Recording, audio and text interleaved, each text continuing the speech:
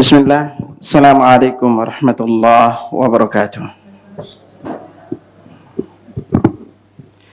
Alhamdulillah hamdan katsiran tayyiban mubarakan fihi kama yuhibbu rabbuna wa yarda. Asyhadu an la ilaha illallah wahdahu la syarika lah wa asyhadu anna Muhammadan abduhu wa rasuluhu la nabiyya ba'dah. Allahumma salli wa sallim ala nabiyyina Muhammad sallallahu alaihi wasallam. Alhamdulillah, Allah subhanahu wa ta'ala senantiasa memberikan kita nikmat kesehatan, memanjangkan usia kita sampai kita berada di bulan Dzulqa'dah ini, Dzulhijjah ya. Dan semoga Allah subhanahu wa ta'ala memberikan kita kemudahan, kesabaran untuk mengisi detik-detik hari kita di hari-hari terbaik dan paling dicintai beramal saleh di dalamnya oleh Allah, dan kita termasuk di antara hambanya yang Allah wafatkan dalam keadaan husnul khatimah. Baik jemaah sekalian, kita akan singgung hari ini yaitu 13 hari termasuk di antara hari-hari paling dianjurkan kita beramal saleh, terutama di 10 hari pertamanya ya. Nah, di dalam bab amal, jamaah ingat baik-baik bahwa salah satu komponen penting dilipat gandakannya pahala sebuah kebaikan, dari 19 penyebab dilipat gandakan pahala sebuah kebaikan, yaitu waktu beramal saleh. Kapan kita beramal saleh? Dan begitu juga dengan tempat ya. Jadi ada waktu dan juga ada tempat terbaik beramal saleh. Nah, penting bagi setiap muslim untuk memperhatikannya. Ada kurang lebih sekitar 15 waktu terbaik beramal saleh. Nah, ini singgungkan salah satu waktunya itu. Hal ini ya, salah satu kita lihat dulu, rajin ibadah di usia muda berbeda pahalanya dengan rajin ibadah di usia tua. Ya, kalau rajin ibadah di usia tua itu mah wajar. Kenapa? Mau mati. Gitu. Ya. Nah, ini untuk mengingatkan kita bagi ibu-ibu yang masih muda. Ini rata-rata 30-an kan? Oh iya, ada ABG. Nah, agar kita sadar, karena ya kita nggak bisa pungkiri kebanyakan kita ini rajin ibadah setelah tua tuir, gitu. Tapi bersyukurlah ketika Allah Subhanahu Wa Taala memberikan kita kemudahan ibadah di usia tua, karena salah satu karakteristik orang-orang yang Allah karuniakan wafat husnul khatimah, Allah mudahkan dia ibadah di usia tua. Ya, makanya ini baru tadi dari kemarin kami ngisi pesantren lansia ya di Cianjur. Selalu kami ingetin kepada para lansia nih, belajar menikmati kesepian. Ya, di saat anak udah jauh, di saat anak udah punya dunia sendiri, ya, suami udah meninggal, itu. Kalau istri udah meninggal, bapak-bapak nyari lagi, Pak. Ya. Kalau bapak-bapak itu istrinya duluan meninggal, bisa lebih cepat meninggal bapak juga. Gitu. Ya, itu. Ya, beda dengan ibu-ibu ya. Kalau ibu-ibu suaminya meninggal, rata-rata terjadi dua, Bu. Satu, usianya lebih panjang. Dua, awet muda, Bu. Kenapa? Bebas dari beban suami. Ya. Nah ini ya. Nah makanya komponen waktu ini penting untuk kita pelajari ya. Anda nggak bisa singgungkan dari 15 waktu ini, sangat penting sekali lagi jamaah perhatikan 15 waktu ini ya. Ada yang terkena waktu terbaik beramal saleh ini ada yang terulang setiap hari. Ada yang terulang sekali sebulan, ada yang terulang sekali seminggu, dan ada yang terulang tahunan. Kemarin hari Sabtu Anda ngisi tema itu kebarokahan dan kemuliaan waktu subuh. Subuh ini luar biasa kebarokahan dan kemuliaannya. Ya, subuh pagi dan sorenya ya, subuh dengan asarnya atau kita sering kenal dengan nama pagi dan sore harinya. Nah, waktu-waktu ini ketika kita melihat di bab amal, para ulama itu sangat memperhatikan di dalam beramal itu 10-3, Bu. 10 yang pertama adalah 10 terakhir di bulan Ramadan. Alhamdulillah kita sudah melaluinya. Nah, hari ini kita masuk di 10 hari pertama di bulan Zulhijjah. Dan nanti kita akan masuk juga di 10 hari pertama bulan Al-Muharram. Makanya 3 bulan ini ya mas sekalian, itu Dzulqa'dah, Zulhijjah dan Al-Muharram, ini dikenal dengan nama Ashhurul Hurum, bulan-bulan haram. Nah, bulan-bulan haram itu artinya bulan suci. Jadi Ramadan itu tidak disebut dengan nama bulan suci.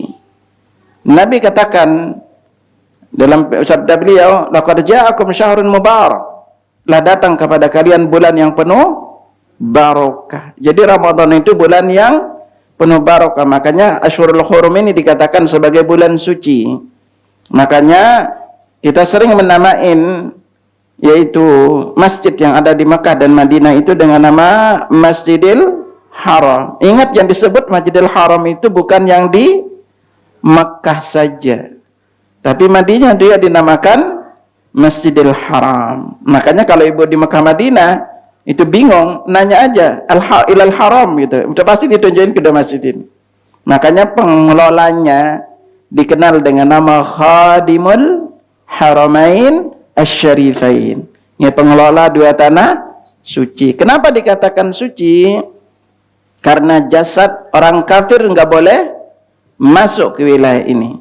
Makanya kalau jamaah itu yang pernah dari darat, baik itu Mekah maupun Madinah, kita itu kalau dari bandara menuju ke Mekah, itu nanti akan kelihatan jalur ketika arah ke Masjidil Haram, itu diarahkan. Ini jalan untuk non-muslim, ini jalan untuk muslim. Sama lewat Madinah juga. Kalau jamaah udah masuk ke wilayah Madinah, wilayah haramnya, maka akan ditunjukkan arahnya itu. Makanya jangan heran jamaah sekalian, kalau dengar di berita-berita Al-Ula yang ada di Madinah, itu banyak juga non-muslim di sana. Karena dari Madinah ke Al-Ula itu kurang lebih sekitar 3 jam. Dan Al-Ula itu berbatasannya dengan Yordan. Jamaah yang pernah ke Petra dan pernah ke Al-Ula itu konstur daerahnya mirip. Gunung-gunungnya merah-merah. Nah, karena dia kalau dari Al-Ula ke Yordan itu cuma 2 jam.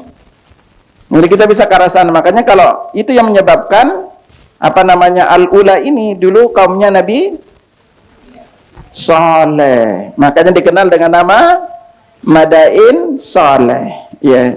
Nah, di Petra itu juga gitu. Ya. Ada yang pernah ke Petra? Yang ke Palestina pasti mampir dulu ke Petra. Karena itu wajib ke sana. Ya. Nah, ini jamaah sekalian ya. Nah, mari kita kupas satu persatu ya. Itu ingat, komponen waktu dan tempat ini diantara penyebab dilipat gandakan pahala kebaikan. Kita tahu bahwa salat di Masjidil Haram pahalanya, berapa? 100.000. Masjid Nabawi 10 apa 1000? 1000. Masjidil Aqsa, hadis lain mengatakan 500. Masjid Kuba umrah. Ini pada bengong. Ya. Nah, 4 masjid inilah yang disebutkan di hadis keutamaannya. Selain masjid yang 4 ini, hanya secara umum dia sebagai nama masjid. Tapi kalau secara khusus disebutkan keutamaannya hanya yang masjid 4 ini. Makanya jamaah yang belum pernah ke Al-Aqsa berdoalah agar Allah mudahkan ke sana ya. Nah, jamaah sekalian, mari kita masuk. Ini pembahasan ini memang rada-rada panjang kalau kita kupas hari ini. Terutama komponen penting harinya itu di 3, yaitu ada di hari Arafah, lalu hari Nahar Idul Adha, dan hari Tasyrik. Ini di antara komponen waktu yang paling luar biasa banyak penjelasannya. Nah, sebelumnya jemaah sekalian perlu diketahui bahwa karena kita juga berada di 10 hari pertama bulan Zulhijjah, dan ini termasuk di antara Ashhurul Hurum. Nah, makanya keutamaan bulan Zulhijjah secara umum, pertama dia termasuk di antara Ashhurul Hurum, bulan haram. Kan itu Nabi sallallahu alaihi wasallam, Allah Subhanahu wa taala berfirman dulu dalam surah Taubah ayat 36, "Inna iddatash shuhuri 'indallahi 12 syahran fi kitabillahi yawma khalaqas samawati wal ardh." Sesungguhnya bilangan bulan di sisi Allah itu ada 12 bulan dalam ketetapan Allah di waktu menciptakan langit dan bumi. Minha arba'atun hurum, di antaranya itu ada 4 bulan haram. Dzalikad dinul qayyim, di itulah agama yang lurus. Fala tadzlimu fihinna anfusakum, dan jangan kamu menzalimi dirimu di dalam 4 bulan ini. Wa qatilul musyrikina kaffatan kama yuqatilunakum kaffah, dan perangilah orang-orang musyrik semuanya sebagaimana mereka memerangi kalian semuanya. Wa'lamu annallaha ma'al muttaqin, ketahuilah Allah bersama orang-orang yang bertakwa. Nah, lalu mana yang 4 bulan ini? Dalam hadis riwayat Imam Bukhari, Nabi bersabda, "Inna zamana qad istadara ka hayati yawma khalaqas samawati wal ardh." Sesungguhnya waktu itu berputar sebagaimana keadaannya ketika Allah menciptakan langit dan bumi. As-sanatu 12 syahran, sebulan itu ada 12 bulan. Minha arba'atun hurum, di antaranya itu ada 4 bulan haram. Thalathatun mutawaliyat, 3-nya itu berturut-turut. Dzulqa'dah wa Dzulhijjah wal Muharram. Itu Dzulqa'dah, Dzulhijjah dan Al-Muharram. Nah, kemarin kita berada di bulan Dzulqa'dah, sekarang Dzulhijjah, dan akan menanti kita di bulan Al-Muharram. Wa Rajabun Mudhar alladzi baina Jumada wa Sya'ban, yang berikutnya itu adalah Jumadal Akhir. Jumada itu yang berikutnya ada Rajab Mudhar. Rajab Mudhar yang terletak antara Jumadal Akhir dan Sya'ban. Nah, ini di antara 4 bulan ini. Nah, karena itu ketika kita berbicara terkait dengan bulan Dzulqa'dah, maka memang inti paling kuncinya, ibadah-ibadah paling agungnya itu adalah di 13 hari. Ya, dari hari pertama lalu sampai ke 10. Ya, lalu masuk di hari-hari tasyrik. Makanya di sini gabung yaitu hari Arafah, lalu ayyamun nahar, hari-hari Idul Adha, lalu berikutnya hari tasyrik. Nah, ini akan kita singgung secara khusus di bulan ini dan apa-apa aja amalannya. Dan kenapa juga nanti jamaah pernah dengar hari tasyrik? Ya, apa artinya hari tasyrik? Nah, selain hari makan, kalimat tasyrik itu artinya apa? Tuh, tiap tahun ini ada tasyrik. Tasyrik itu secara bahasa artinya hari menjemur daging yang didendeng. Karena orang Arab itu dulu karena memotongnya tanggal 10, lalu dagingnya itu sebagian dijemur, makanya disebut dengan nama tasyrik. Oh. Ya. Oke, kita masuk ya satu persatu. Nah, jemaah sekalian, hadis-hadis terkait dengan bulan Zulhijjah secara umum, di antaranya yang paling banyak juga dibicarakan yaitu 10 hari pertamanya. Nah, 10 hari pertama di bulan Zulhijjah ini, di antara hadis yang begitu banyak menjelaskan, hadis-hadis yang menjelaskan banyak keutamaannya. Mari kita singgung 10 hari pertamanya, baru nanti kita rinci hari Arafah, lalu berikutnya hari Kurban atau Idul Adha, dan berikutnya hari-hari tasyrik. Nah, salah satu di antara hadis yang menjadi titik kunci pembahasan keutamaan hari Arafah, 10 hari pertama bulan Zulhijjah, yaitu sebuah hadis yang diriwayatkan dari Ibnu Abbas radhiyallahu anhu, diriwayatkan oleh Abu Daud, Tirmidzi, Ibnu Majah, Imam Ahmad, dan Syalbani mengatakan hadis ini sahih. Nabi sallallahu alaihi wasallam bersabda, "Ma min ayyamin al-amalus salihu fiha liwama fihinna ahabbu ila Allah min hadhil ayyam." Ya, tidak ada amal saleh yang lebih dicintai ya, oleh Allah melebihi amal saleh yang dilakukan di hari-hari ini, yaitu 10 hari pertama bulan Zulhijjah. Lihat kalimatnya, tidak ada hari-hari amal saleh yang lebih dicintai oleh Allah. Jadi di sini penguatannya itu adalah artinya apa? Hari 10 ini adalah hari yang paling dicintai kita beramal saleh oleh Allah, paling dicintai. Ya. Nah, saking utamanya Nabi katakan yakni ayyamun ashr, 10 hari pertama ini. Nah, karena mendengar kalimat ini, tidak ada hari-hari yang paling dicintai oleh Allah beramal saleh dibanding hari lainnya, menjadikan sahabat heran. Lalu mereka spontanitas bertanya, qalu ya Rasulullah walal jihadu fi sabilillah? Wa Rasulullah, jihad juga tidak. Beliau menjawab, walal jihadu fi sabilillah, jihad pun tidak mampu mengunggulinya. Nah, karena yang sahabat yakini adalah ibadah paling besar pahalanya adalah jihad di jalan Allah. Ribat aja, Bu, kita ribat berjaga sehari semalam di jalan Allah. Nabi katakan ribatu yaumin wa lailatin khairum min siyami syahrin wa qiyamih. Sehari semalam berjaga di perbatasan wilayah yang akan diserang musuh lebih baik dibanding puasa dan salat malam selama 1 bulan. Nah, Nabi bilang ini lebih utama lagi 10 hari ini, gitu.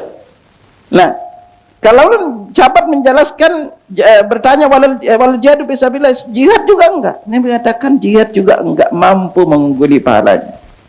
Apa yang bisa mengungguli pahalanya? Ila rajulun kharaja bi nafsi wa mali falam yarji min dzalika bi syai', kecuali seorang itu berangkat jihad dengan jiwa dan hartanya, namun tidak ada yang kembali satupun, alias apa? Meninggal, mati syahid. Nah, ini baru mengunggulinya. Makanya karena kemuliaan hari ini, di antara komentar Ibnu Rajab Al-Hambali adalah 10 hari pertama bulan Zulhijjah lebih mulia dibanding 10 hari terakhir bulan Ramadan. Oh, ya. Nah, kalau malamnya yang menang Ramadan, karena di sana ada Lailatul Qadar, gitu. Nah, makanya ini keutamaan besar ini. Dan hadis ayat-ayat yang menjelaskannya juga begitu banyak ayat-ayat yang menjelaskan keutamaannya karena keagungan ibadah di dalamnya. Salah satunya adalah Ramadan dikatakan agung karena di sana itu ada Lailatul Qadar dikatakan agung karena bercampur di sana itu dengan Ramadannya. Nah, sementara 10 hari pertama bulan Zulhijjah agungnya karena di sana ada hajinya. Ingat yang wajib, ya. Nah, makanya dari sini kita belajar jemaah sekalian. Ini juga kalimat perlu diingat oleh setiap muslim, bahwa amalan yang paling afdal kita mendekatkan diri kepada Allah adalah amalan yang Allah wajibkan. Ya. Nabi sallallahu alaihi wasallam bersabda, "Wa man taqarraba ilayya 'abdi bi syai'in ahabba ilayya mimma aftaratu 'alaihi." Tidak ada amalan yang paling aku cintai hambaku mendekatkan diri kepada aku selain yang aku wajibkan untuknya. Semua yang wajib, mulai dari salat, lalu puasa wajibnya, lalu hajinya, lalu zakatnya, dan yang wajib itu juga nuntut ilmu. Nuntut ilmu jemaah sekalian, itu lebih afdal dibandingkan ibadah sunnah, lebih afdal dibandingkan salat malam walaupun 1000 rakaat. Makanya jemaah duduk santai aja, selonjor sambil nyender, pahalanya udah gede.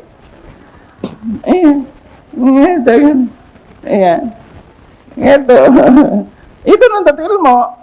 Ya, ngerti nggak ngerti, pokoknya duduk aja. Udah ditulis, boro-boro dibuka catatannya. Udah dibuka, bingung apa tulisannya nih. Iya. Itu pahalanya. Makanya ibu-ibu daripada bengong di rumah, mending bengong di majelis taklim. Apalagi makanya majelis taklim itu tempat paling khusyuk tidur loh, Bu. Udah selonjor nyender asik, hilang aja ingatan gitu. Ya, ini besarnya pahalanya. Apalagi di 10 hari pertama bulan Zulhijjah ini. Dan ini wajib gitu kan. Makanya kita lihat juga ayat-ayat lain yang menjelaskannya. Di antaranya ayat yang paling sering kita dengar adalah surat Al-Fajr. Allah berfirman, wal fajri wa layalin ashar. Demi waktu fajar dan demi malam 10. Di sini Allah bersumpah dengan hari ini. Makanya di dalam banyak ayat itu Allah juga bersumpah dengan waktu. Ketika Allah bersumpah dengan waktu seperti wal asr. Ya. Nah, kalau Allah bersumpah dengan suatu waktu, wawunya itu di dalam ilmu nahwu disebut dengan wawul qasam untuk bersumpah, itu menunjukkan kemuliaan yang dijadikan objek sumpah itu. Nah, ini salah satunya waktu. Makanya Allah berfirman wal fajri wa layalin ashr. Demi waktu fajar dan malam-malam 10. Nah, dijelaskan makna malam 10 ini adalah ada beberapa penjelasan maknanya dari beberapa tafsir adalah yaitu 10 hari pertama bulan Zulhijjah. Yang kedua 10 terakhir di bulan Ramadan. Yang ketiga itu 10 hari pertama di bulan Al-Muharram. Nah, ini diantara maknanya malam-malam 10. Nah, di dalam Al-Quran seringkali juga kalimat malam itu diterjemahkan dengan hari. Ya, di dalam Al-Quran. Nah, ini perlu diketahui. Nah, maka dari itu, dari sini pendapat mayoritas ulama mengatakan sebagaimana dinukil oleh Ibnu Rajab mengatakan bahwa tafsiran yang menyebutkan 10 hari pertama bulan Zulhijjah inilah pendapat yang tepat, dan pilihan ini dipilih oleh para ulama mayoritas ulama tafsir dari kalangan salaf dan selain mereka, dan ini juga pendapat Ibnu Abbas. Jadi Allah menjadikan bersumpah dengan hari ini yaitu hari-hari 10. Nah, ini keistimewaan hari-hari ini. Nah, lalu hari-hari ini juga itu 10 hari pertama di bulan Zulhijjah ini saking mulianya, perlu diingat tadi dikatakan sebagai hari juga yang paling afdal. Di antara kaidahnya Ibnu Rajab berkata wa idza kana ahabbu ilallah fa afdalu indah. Kalau hari itu Allah cintai, maka itu adalah hari yang paling afdal. Makanya Allah jadikan sebagai objek sumpah di hari ini. Gitu. Nah, karena masuk di 10 hari pertama bulan Zulhijjah, secara umum di 10 hari pertama sampai dengan 13 hari ini, maka keistimewaan hari ini di bulan Zulhijjah ini diantaranya selain Allah tadi jadikan dia sebagai objek sumpah, maka ingat selalu bahwa Islam itu disempurnakan di bulan Zulhijjah, yaitu tanggal berapa? Tanggal 9-nya. Nanti kita singgung khusus dari Arafah. Itu. Jadi Allah sempurnakan Islam itu di tanggal 9 Zulhijjah, di saat Nabi wukuf di Arafah pada hari Jumatnya. Karena Allah berfirman, "Al-yauma akmaltu lakum dinakum wa atmamtu 'alaikum ni'mati wa raditu lakumul Islam madina." Surat Al-Maidah ayat 3, pada hari ini aku sempurnakan bagi kalian agama kalian dan aku telah sempurnakan nikmatku atas kalian dan aku redha Islam sebagai agama kalian. Para ulama sepakat ayat ini turun di bulan Zulhijjah saat Nabi haji wada, yaitu di Arafah. Ya, ini turunnya.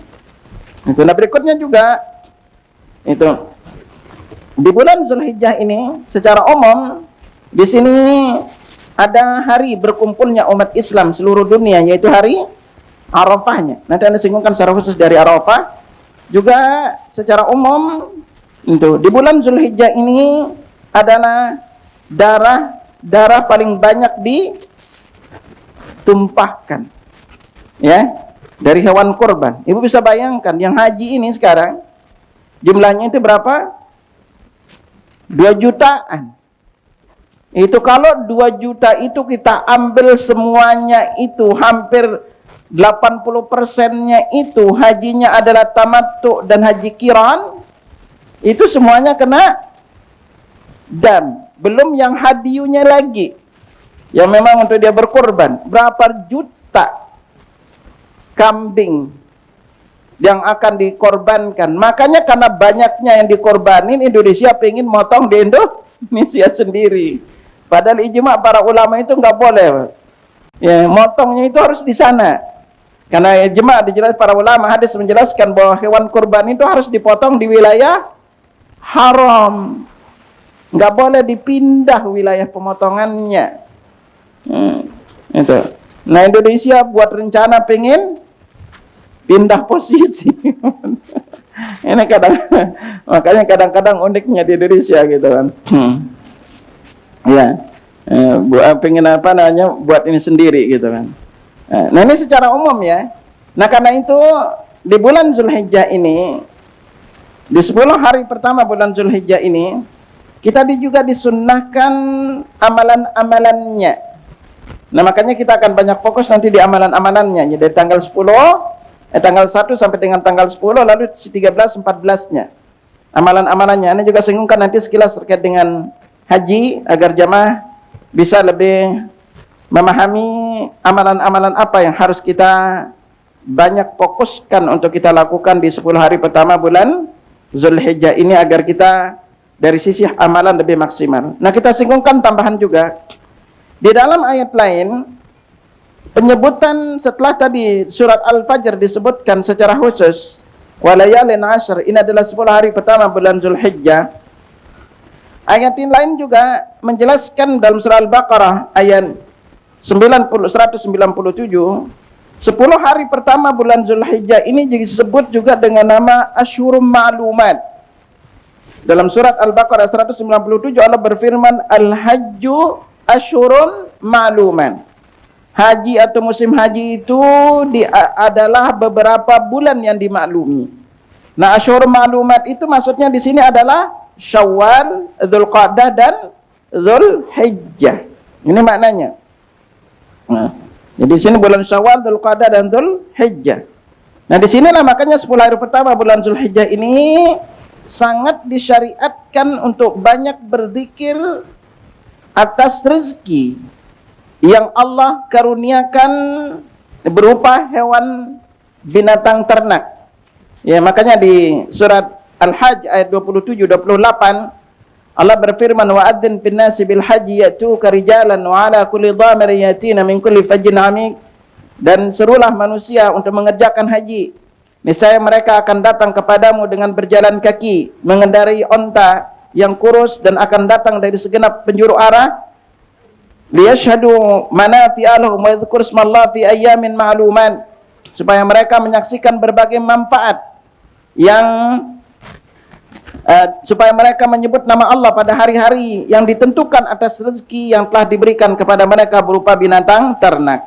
Nah, di sini sekali lagi mana ayyamin ma'lumat dalam ayat ini yaitu 10 hari pertama bulan Zulhijjah, dan ini adalah pendapat dari Ibnu Umar, Ibnu Abbas, Al-Hasan Al-Basri, Atha, Mujahid, Ikrimah, Qatadah, An-Nakhi. Ini adalah di antara para ulama seperti Imam Syafi'i juga berpendapat ini maksudnya.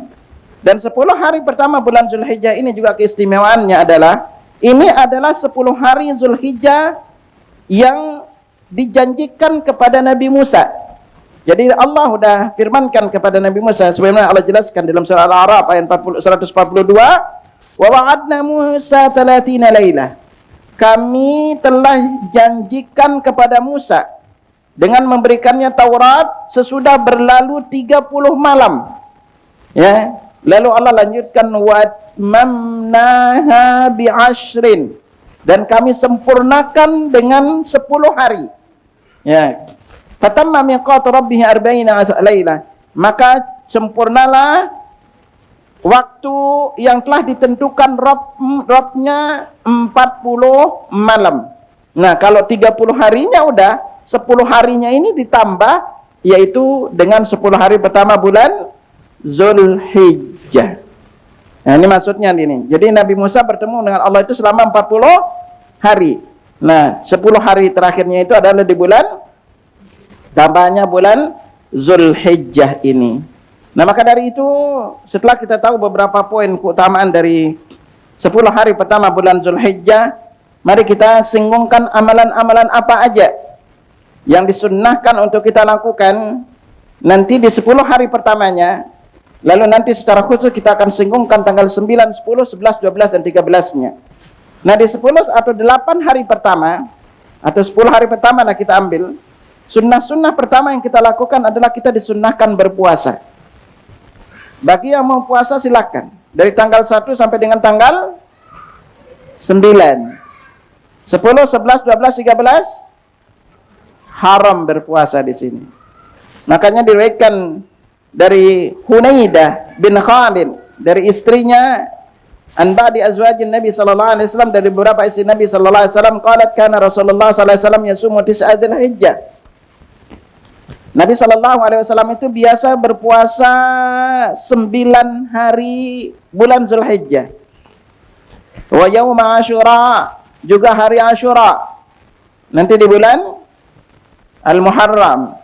Wa thalathata ayyam min kulli syahr, berikutnya adalah 3 hari setiap bulannya. Awal itsnaini min asy-syahri wal khamis, juga pada hari Senin dan Kamisnya. Nah ini, jadi makanya untuk puasa 3 hari ini, jemaah sekalian, boleh urut, boleh tidak urut. Kalau mau urut ayamul bid, jadi 13, 14, 15. Berarti kalau enggak, silakan pilih selama itu adalah 3 hari. Jadi 2 model untuk kita berpuasa. Nah lalu, di antara amalan berikutnya yang kita disunnahkan di 10 hari pertama bulan Dzulhijjah ini, yaitu kita disuruh untuk banyak-banyak berzikir kepada Allah. Ya. 10 hari pertama berzikirlah kepada Allah. Nah dalam surah Al-Hajj ayat 28 Allah berfirman, liyashhadu manafi'a lahum wa yadhkuru ismallahi fi ayyamin ma'lumat, supaya mereka menyaksikan berbagai manfaat bagi mereka, dan supaya mereka menyebut nama Allah pada hari-hari yang ditentukan.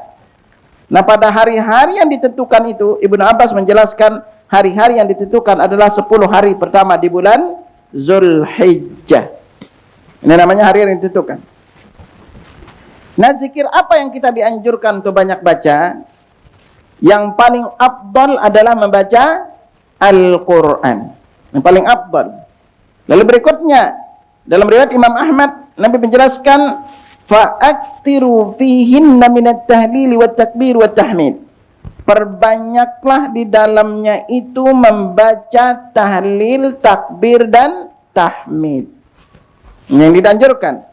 Makanya dalam riwayat Imam Bukhari dijelaskan, makana Ibnu Umar, Abu Hurairah yakhrujani ila as-suq fi ayyamil 'ashr fayukabbiran wa yakabburun nas bitakbirihima.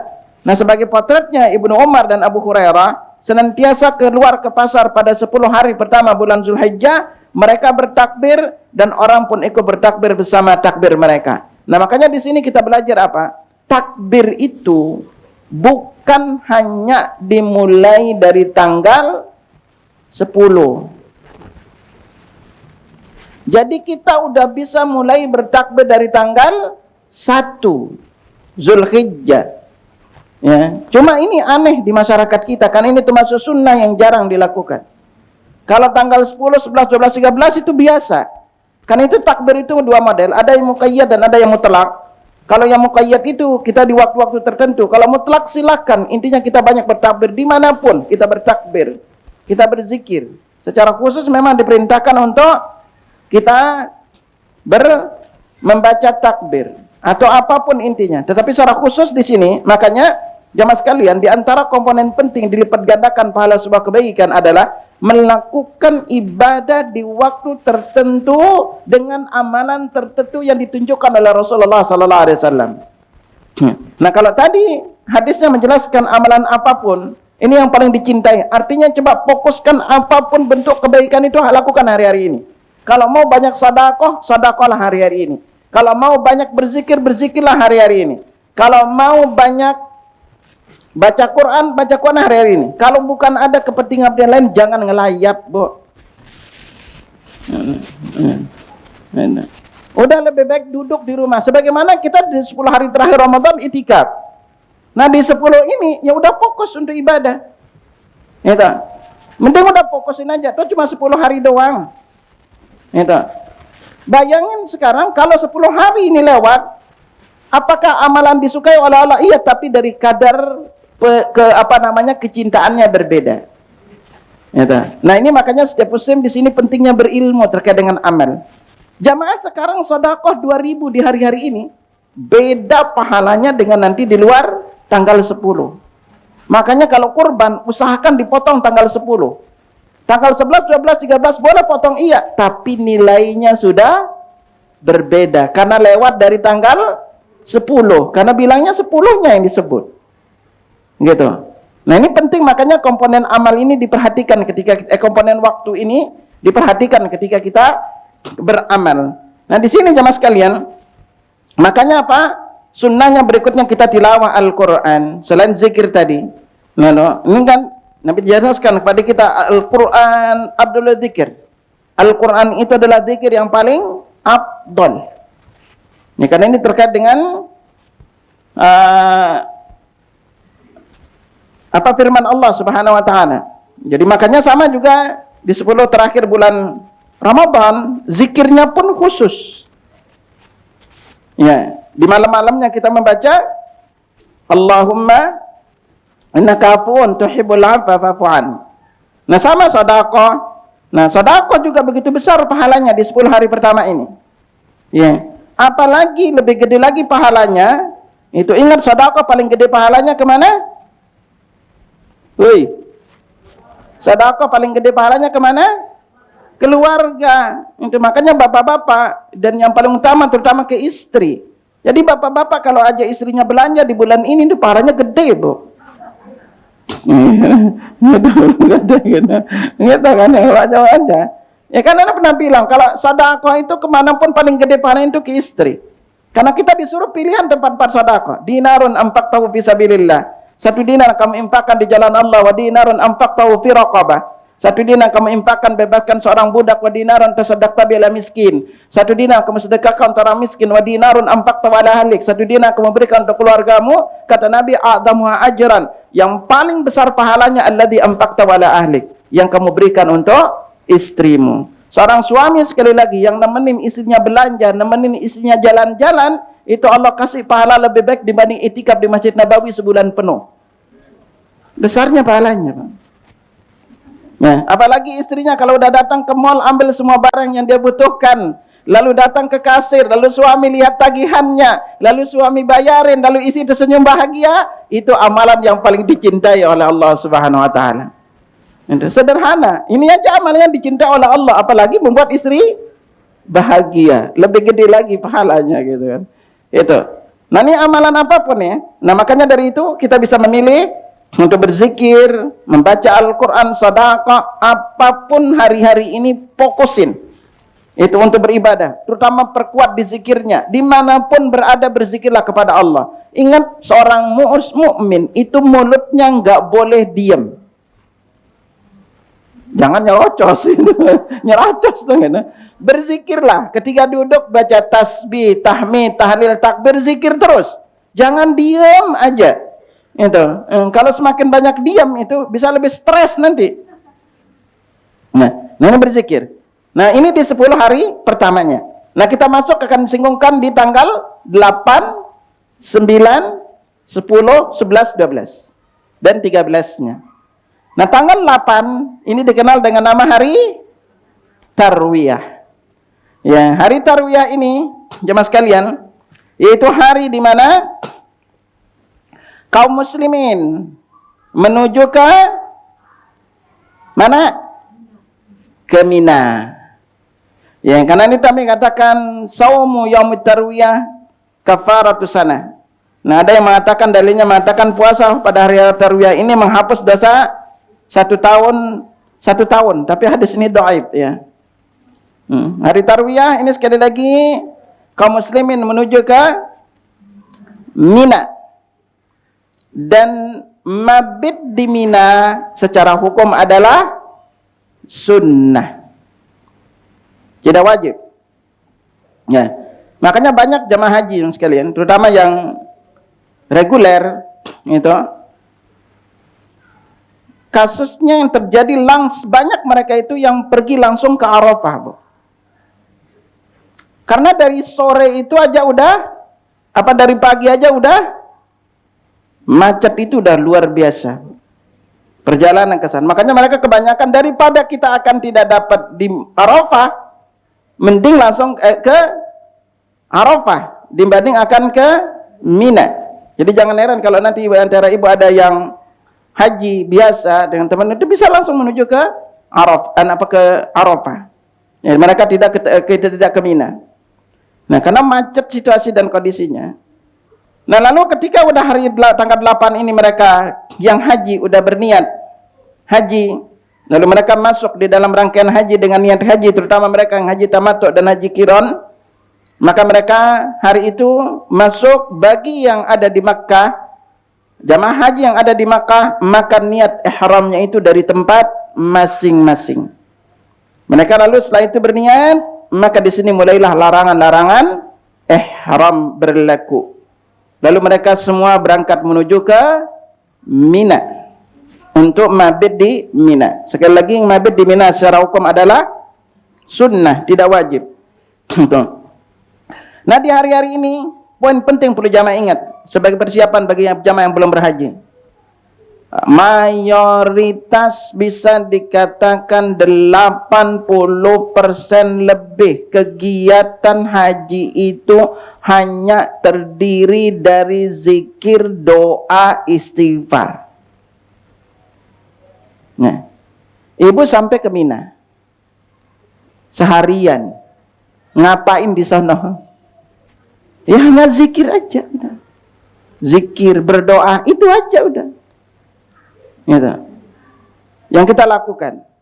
Lalu ketika sampai hari berikutnya, yaitu tanggal 9 Arafahnya, maka paling afdal menuju Arafah itu setelah sholat zuhur.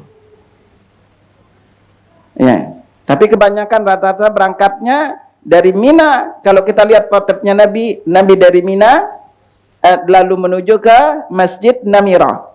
Beliau salat zuhur dan asar di sini. Kemudian baru menuju ke Arafah. Nah, boleh kita dari pagi di Arafah ini. Nah, kita singgungkan banyak Arafah ya, karena ini di antara waktu paling afdal. Arafah jemaah sekalian. Arafah ini adalah bicara terkait dengan tempat. Arafah ini batasnya terbatas. Maka sekarang ini berdasarkan keputusan para ulama di Saudi, Arafah itu dilebarin. Jadi sekarang kalau jamaah yang baru umrah atau pernah umrah, lihat aja. Arafah itu ada namanya Arafah Jadid. Jadi dari Arafah lama itu dilebarin, kurang lebih sekitar 500 meter persegi. Nah, kalau Mina itu masih bisa ngelebar. Yang agak rawan ini di Arafah, karena tempatnya terbatas. Nah, keistimewaan Arafah, jemaah sekalian, dari beberapa riwayatnya. Pertama, Arafah ini, hari Arafah adalah hari terbaik untuk berdoa. Makanya Nabi SAW bersabda, khairu doa yaumi Arafah. Sebaik-baik doa itu adalah doa pada hari-hari Arafah. Itu. Yang kedua, bacaan terbaik ketika berada di Arafah adalah yaitu la ilaha illallah wahdahu la syarikalah lahul mulku walul hamdu wa huwa ala kulli syai'in qadir. Makanya Nabi sabdakan, afdhalu ma qultu ana wa nabiyyuna min qabli. Sebaik-baik yang aku ucapkan dan nabi-nabi sebelumku adalah la ilaha illallah wahdahu la syarikalah lahul mulku walul hamdu wa huwa ala kulli syai'in qadir. Ini di hari Arafahnya. Ya. Lalu bagi yang berada di Mina, maka mereka bertakbir sejak subuh hari Arafah hingga hari Tasyrik.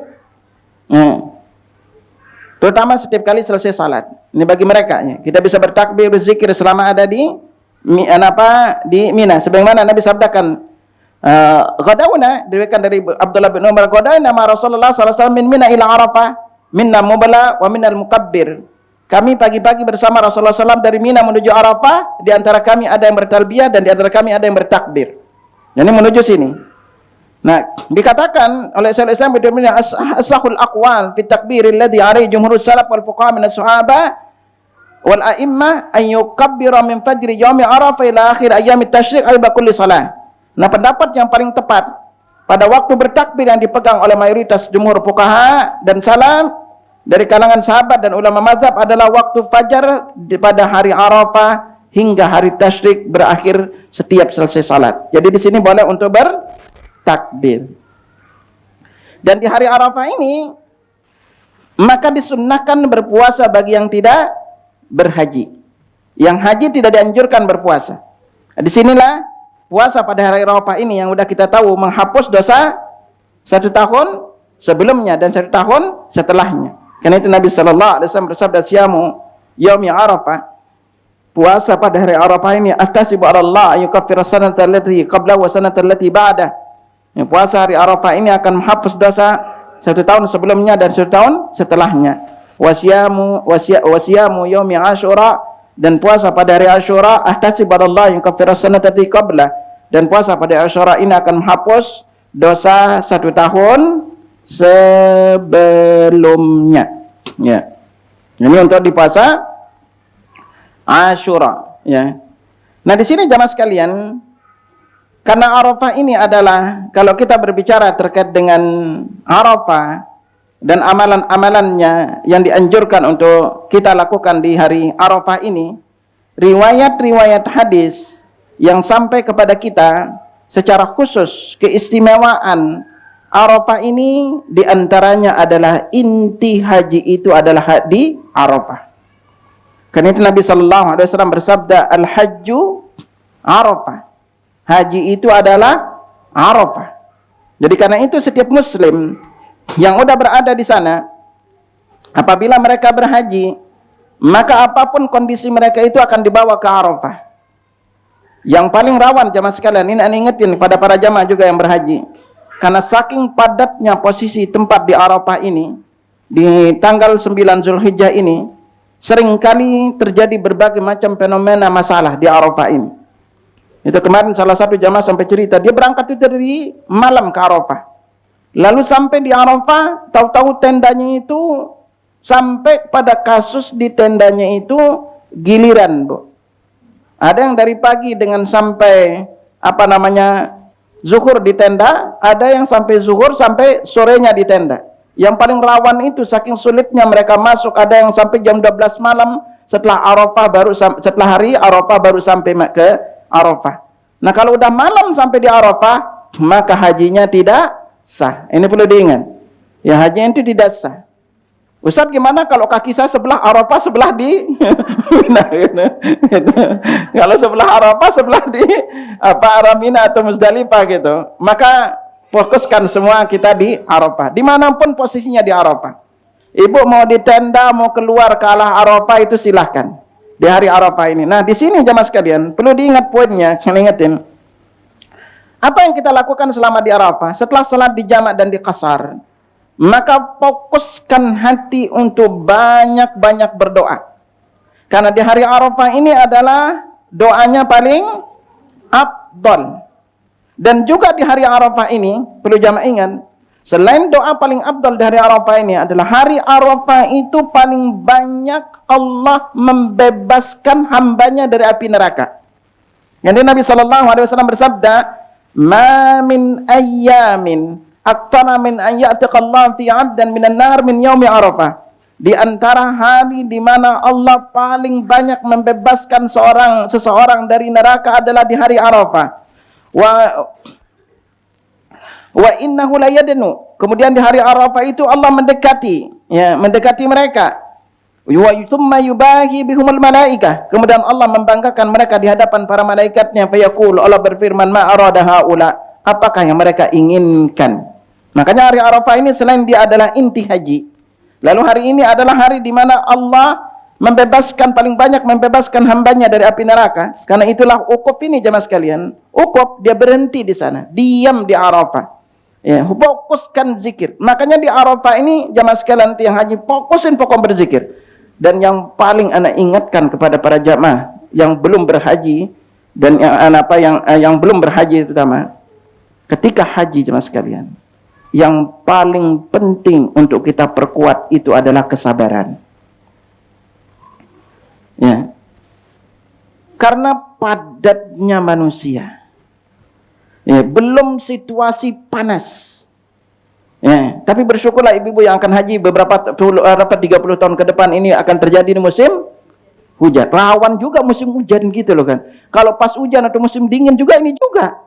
Ya, Indonesia terutama yang paling cukup ini hajinya. Di Mina, satu tenda yang harusnya ditempatin kuat 60 orang dipepes jadi 150 orang, sampai dengan 200 orang. Makanya rata-rata di Mina itu kalau tidur nggak bisa selonjor lurus, itu di Mina. Dan itu uniknya Indonesia. Ya, apalagi di Arafah, kondisi panas ini. Makanya berdoalah ketika jamaah yang haji, tolong pertama persiapkan fisik, lalu perbesar kesabaran. Kalau yang hajinya reguler, mau pipis aja ngantri 15 orang satu pintu. Kalau makanya saya anjurkan setiap jamaah yang mau haji, berdoalah agar hajinya plus. Tolong berdoa agar hajinya plus. Kalau jamaah itu hajinya plus, paling tidak tempat tidurnya udah enak. Karena satu orang per orang satu-satu. Ya, bantal udah ada. Ini kalau yang cewek udah kaki itu, kalau yang reguler nggak bisa lurus, harus dilipat kalau mau tidur. Belum lagi kondisi kalau udah usia pingin pipis lebih berat lagi, Tahu mak-mak gitu loh kan.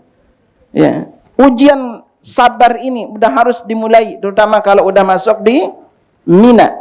Dan ingat, di Mina ini bukan sehari 2 hari. Nanti kita singgung kalau lebih lanjut. Nah, setelah di Arafah jemaah sekalian, di sini titiknya, doa itu makbul di Arafah. Ya. Ibu-ibu yang ada jamaahnya berhaji, salah satu orang yang didoakan Nabi adalah yang minta dimohonkan ampun oleh orang yang haji dan umrah. Telepon aja temannya, minta dimohonkan ampun. Karena kalau kita dimohonkan ampun oleh haji itu kita didoakan oleh Nabi sallallahu alaihi wasallam. Ya, dan minta juga didoain agar Allah karuniakan untuk bisa menunaikan haji kapan? Di saat masih muda, saat sehat. Nah, karena itu kalau kita ringkas jemaah sekalian, hari Arafah ini diantaranya tadi dia adalah inti haji. Ya, yang kedua, hari di mana Allah paling banyak membebaskan hambanya dari api neraka. Ya, yang berikutnya momen doa-doa mustajab. Ini kesimpulan Arafah ini. Ya, karena sebaik-baik doanya. Lalu di sini juga apa? Allah juga mengampuni dosa-dosa hambanya pada hari Arafah ini. Dan berikutnya kita fokuskan di hari Arafah untuk banyak membaca zikir la ilaha illallah wahdahu la syarikalah lakul mulku walul hamdu wa huwa ala kulli syai'in qadir. Nah, bagi kita sekali lagi yang tidak umrah, yang tidak haji, maka kita dianjurkan untuk berpuasa di hari Arafah ini. Ya.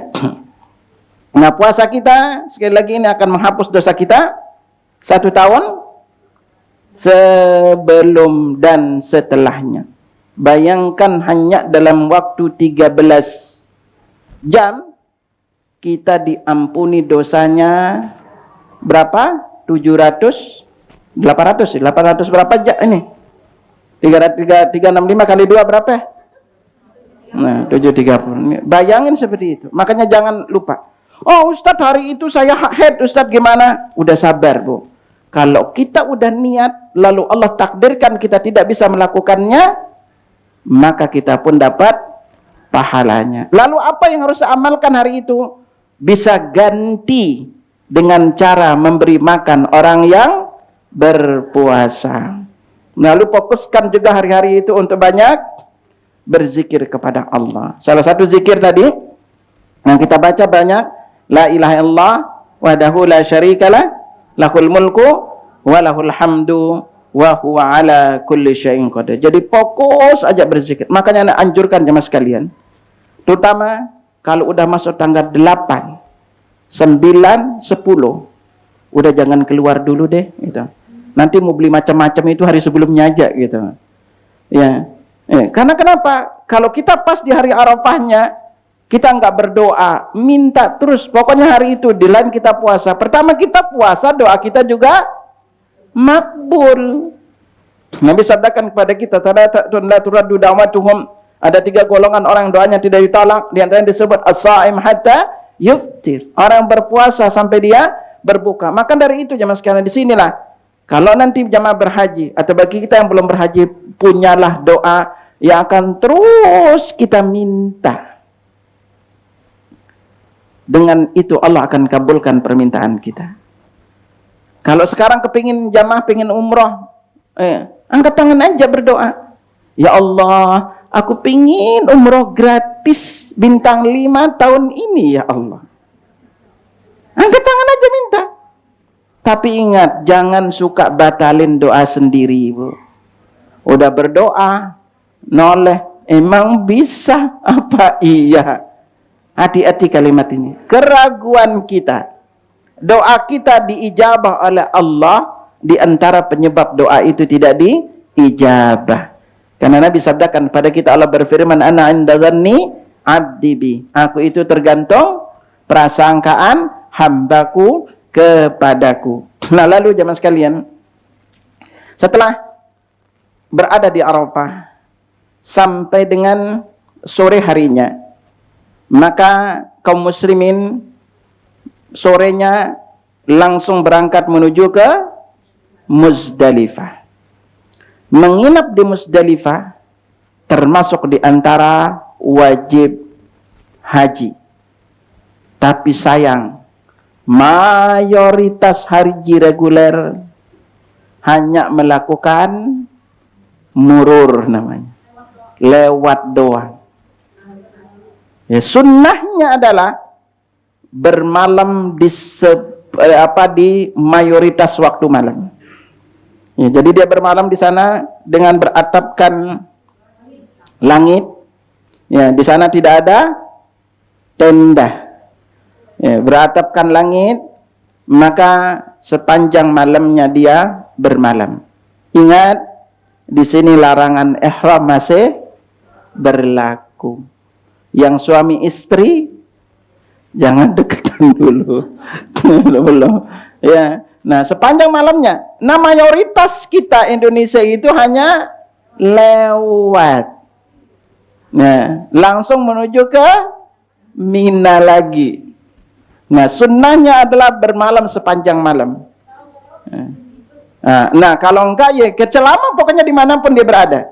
Mau dia diam di bis, pokoknya sepanjang malam itu dia berada di Muzdalifah.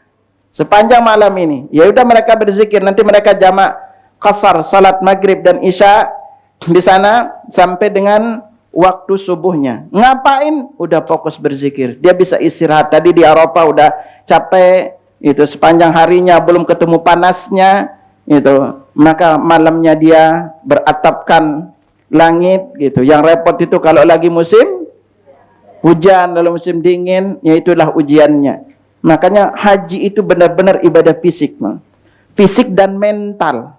Makanya kami selalu ingetin kepada para jamaah, tolong ingat baik-baik ya. Apapun nanti haji yang diambil, terutama yang plus ataupun misalnya kalau masih ada furoda, tolong rendahkan ekspektasinya, rendahkan harapannya. Rata-rata mereka yang pasrah tawakal, apapun yang terjadi itu bagian dari takdir Allah, Allah mudahkan urusannya. Tapi bagi mereka yang terbiasa mewah hidupnya, lalu kepingin dilayani macam-macam, seringkali Allah uji dapat yang paling tidak dia senangi kondisinya. Ya, udah sabar aja, diomelin sabar. Terutama yang paling rawan itu adalah persiapkan diri untuk bagi jamaah nanti yang berhaji. Ini sebagai pengalaman ya. Makanya kenapa anak anjurkan, tolong bagi yang mau berhaji usahakan pernah umroh. Usahakan agar jamaah kenal medan. Sekarang itu kalau kita mau ke titik Arafah, tahun-tahun sebelumnya bis itu masih bisa dekat ke titik Arafah. Sekarang harus jalan 200 meter jalannya. Ya, dari titiknya kita mendidih titik Arafah itu jalannya 200 meter. Dan ingat jemaah sekalian, tolong ingat nanti yang umrah maupun siapa yang umrah, keutamaan Arafah, waktunya makbul di tempat ini, yaitu saat wukuf di Arafah, hanya tanggal 9 Zulhijjah saja.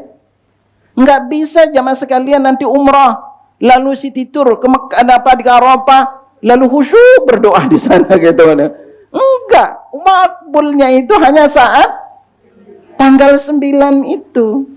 Dan jangan pernah nanti ke Arafah bawa spidol, tulis macam-macam tuh namanya. Itu anak sering kalau lagi bawa jamaah, kalau ada jamaah yang naik, anak keliling ke Arafah. Itu tulisannya Indonesia banyak, belum foto suami istri ketemu di sana. Ya, di batu-batunya berbagai macam namanya. Enggak ada keutamaan di luar tanggal 9 Zulhijjah. Enggak ada keutamaan lain. Itu. Makanya kebanyakan kita yang city tour hanya turun di Arafah, langsung lewat menuju ke Musdalifah. Nah, dari Musdalifah jemaah sekalian, setelah sampai pagi jamaah haji, maka mereka selesai salat subuh, mereka berangkat menuju ke Mina. Tujuannya apa? Sebenarnya mereka ada sebagian ke Mina, ada yang enggak. Tujuannya paling intinya ke arah Jamarat tujuannya. Ngapain? Maka di tanggal 10 bulan Zulhijjah, bagi kita yang tidak haji, maka kita sholat Idul Adha. Sedangkan saudara-saudara kita yang haji, dari selesai subuh, mereka bertakbir menuju ke Jamarat. Lalu di sana mereka melakukan 3 amalan. Yang pertama adalah mereka melakukan hadiyu. Ya, lalu di sana mereka melakukan tahallul. Lalu berikutnya mereka melontar jumrah Aqabah. Karena mereka sudah tahallul, maka mereka secara hukum sudah terbebas dari larangan ihram. Semua boleh dilakukan kecuali apa? Hubungan suami istri. Hanya ini enggak boleh. Ya. Nah, sebagian saudara kita lalu ada yang menuju kembali ke arah Mekah. Nah, tapi bagi Indonesia langsung menuju ke tenda-tendanya. Maka di tanggal 11, 12, 13 di hari raya Tasyrik, mereka ketika mereka berada di Muzdalifah, mereka mengambil kerikil sebanyak berapa? 70 kerikil. Ya. 70 kerikil mereka ambil. Lalu nanti mereka melontar 7-nya pada hari tanggal 10-nya, yaitu Jumrah Aqabah. Lalu kembali mereka ke Mina nanti tanggal 11, maka mereka melontar Jumrah Ula, Usta, dan Kubra. Balik lagi ke tenda. Ngapain? Makanya Allah firmankan, fa idza qadaitum manasikakum. Kalau kamu sudah selesai menunaikan manasik haji kalian, fadhkurullah kadzikikum aba'akum asyadda dzikra. Perbanyak-banyak mengingat Allah, bakal lebih bersungguh dibanding kalian mengingat nenek moyang kalian. Dan zikir paling afdal di hari-hari ini apa? Yaitu Rabbana atina fid dunya hasanah wa fil akhirati hasanah wa qina adzabannar. Tanggal 11 mereka melontar jumrah Aqabah, jumrah apa namanya? Ula, Usta, Aqabah. Lalu nanti tanggal 12-nya melakukan yang sama. Ya, maka di sini tanggal 12-nya mereka itu udah total sah hajinya. Kalau mereka mau pulang, maka mereka akan pulang lalu melakukan tawaf wada lalu selesailah. Tapi kalau mereka tidak melakukannya, maka tanggal 13 mereka melontar jumrah lagi, lalu nanti berikutnya mereka bisa melakukan tawaf ifadah, maka selesailah haji mereka. Nah, kita di tanggal 10 ini jamaah sekalian, Indonesia secara khusus kita berkurban. Anda singgungan sekilas kurban. Ini berapa menit lagi? Masih lama? Nggak masih lama. Anda singgungan sekilas ya. Kurban jamaah sekalian. Poin-poin penting diingat di bab kurban. 1, kurban yang paling afdal itu utuh. Kurban paling afdal itu utuh. 1 onta, 1 sapi, 1 kambing. Ustadz, mana lebih baik saya patungan atau pilih kambing? Lebih baik kambing. Karena semakin banyak darah yang dialirkan, ini lebih afdal. Kalau untuk unta boleh patungan 10 orang atau 7 orang. Kalau sapi hanya boleh patungan ber-7. Kambing tidak boleh. Maka gak boleh patung. Makanya jamaah sekalian, kalau ada anaknya yang di sekolah tuh patungan kurban, itu bukan kurban. Nah, dulu ingat ya, Itu patungan sama-sama 20.000 itu satu sekolah gitu. Itu ingat bukan kurban namanya. Itu keliru ya. Kurang tepat ngajarin ke anak seperti itu. Nah, lalu berikutnya di antara poinnya, satu hewan kurban boleh diniatkan untuk satu keluarga walaupun jumlahnya 100 orang. Hewan kurban yang disembelih itu udah ditentukan, namanya bahimatul an'am, binatang ternak, unta, sapi, kambing, boleh kerbau. Karena masuk. Oh Ustadz, saya punya kuda harganya 1 miliar. Nggak bisa, Pak. Ustadz, saya pingin kurban ayam tahun ini. Saya juragan ayam. Nggak diterima oleh Allah. Kalau ayam itu tidak termasuk binatang yang dijelaskan untuk berkorban. Dan semakin mewah, mahal harga hewan kurban itu, semakin afdal. Bagi hewan, umurnya diperhatikan.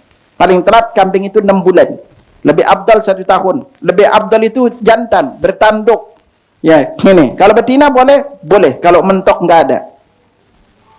Lalu berikutnya, hewan kurban yang paling afdal nih,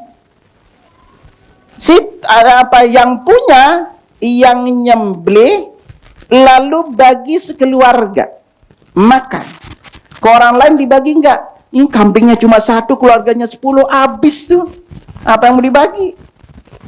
Jadi paling afdal itu adalah sedekah ke lingkungan keluarga. Ingat, daging kurban tidak punya asnaf. Tidak punya yang berhak menerima. Berbeda dengan zakat. Kalau zakat sudah punya 8 asnaf. Zakat mal sudah punya 8 asnaf yang nerimanya. Makanya daging hewan kurban ini jamaah sekalian, yang dibatasi itu pemotongannya. Paling afdal tanggal 10. Lalu 11, 12, 13. Kalau memakannya boleh lebih dari itu. Yang dibatasi hanya penyembelihan. Jadi sebenarnya paling afdal itu kita yang punya kambing kita motong sendiri. Ini paling afdal. Tapi kalau enggak, silahkan serahkan kepada yang bisa motong. Ya, itu. Kalau ini. Tapi nanti yang memotong ini punya aturan-aturan. Di antara yang satu aturan penting ya, tidak boleh menjual bagian apapun dari hewan kurban. Karena Nabi SAW bersabda, "Man ba'a hudiyatahu fala udhiyata lahu."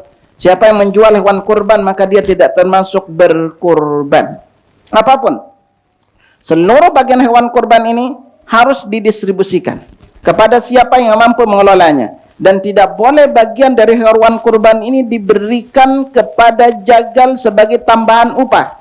Kalau dia masuk tambahan upah, maka ini termasuk namanya itu jual beli. Dan jamaah perlu ingat ya, sapi, onta, dan kambing tidak harus 1. Kalau mampu 100 lebih afdol.